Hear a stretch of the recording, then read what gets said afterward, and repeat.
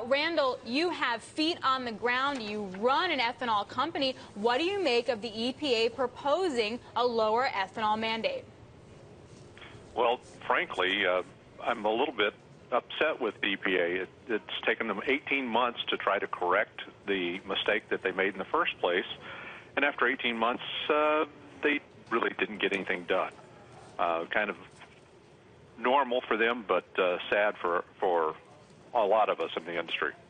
Rob, I want to bring you in here. You are with Bloomberg Intelligence. You look at energy policy. Is there a link here to the drop in oil prices? Everything that we talk about when it comes to energy, fuel, gas seems to be tied to in some way to the collapse in oil prices at the end of last year.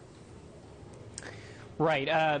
You know, there is a link between food and fuel prices. Really, you're pitting big oil versus big agriculture and ethanol industry with this very topic. And I would say, I would interpret that what you saw today from EPA, you gave a little bit to the oil industry, you gave a little bit to the ethanol industry. Nobody got everything they wanted. Everybody got a little bit of what they wanted. In some ways, EPA hit the policy right up the middle of the road. At least that's my take.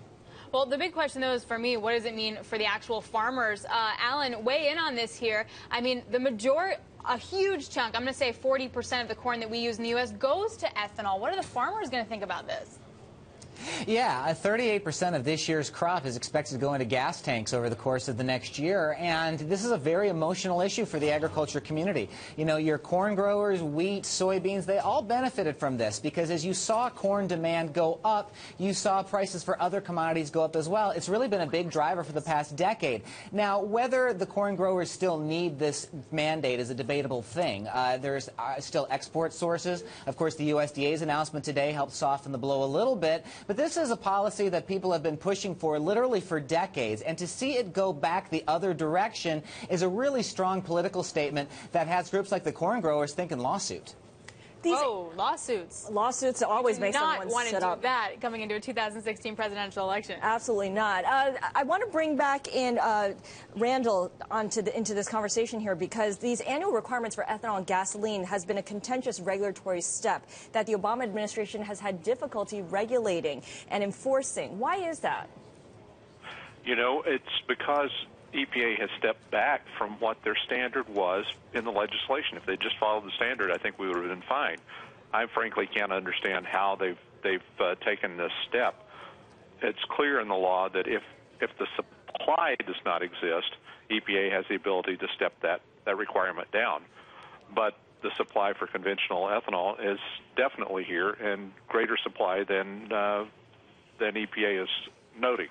I mean, Randall, though, does this actually affect your business? I mean, you can produce whatever you want. I mean, margins, you could argue are pretty good because corn prices are down so much. In theory, there is a mandate, so ethanol will be used. I mean, does it really affect you? Well, frankly, the biggest reason that ethanol is used is because it is the cheapest source of octane available. It's cheaper than making it inside the refinery, and that's really a big part of what drives the demand. But for developing new sources, for advanced biofuels, for cellulosic biofuel, to have a program that waivers like this drives investors away, and it dries up the dollars that are available to develop those new industries. That's probably one of the biggest takeaways. Rob, how does this play out in presidential elections? I mean, you heard lawsuits, right now, potential lawsuits from farmers from Alan.